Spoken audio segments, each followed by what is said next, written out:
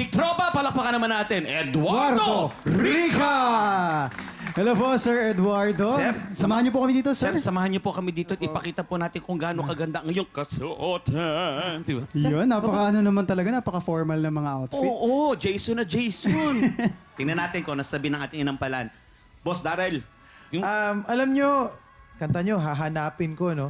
Yung boses nyo, kung sino man yung hinahanap nyo, mahahanap nyo agad. Buong buo eh. Ang lakas ng boses nyo. Gustong-gusto ko yung voice quality nyo. At kung meron akong favorite sa performance nyo, yun yung nagsabay yung pagtigil nyo at yung music.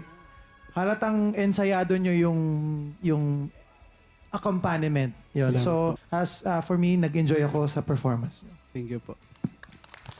Sir Renz, Yung laki ng boses mo, bagay doon sa kanta. Kaya lang ito, iniba. Dahil binago yun, sana mas nabigyan mo ng tamang ensayo or concentration dahil kung nasanay ka doon sa dati, mas dapat binigyan nyo ng mas pinansin nyo yung pag-iiba nung areglo.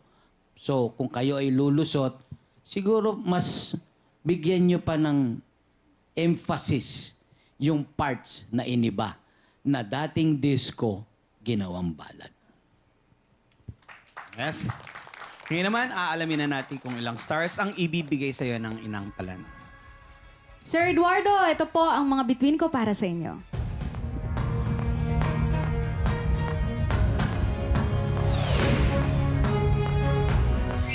Meron kang 3 stars. Sir Eduardo, ito naman ang aking mga bituin para sa'yo.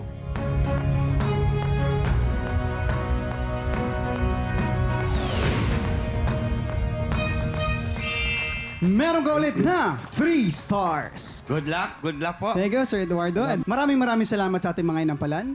Mamaya malalaman natin kung ilang stars ang binigay ni Sir Renz. Yes, ang...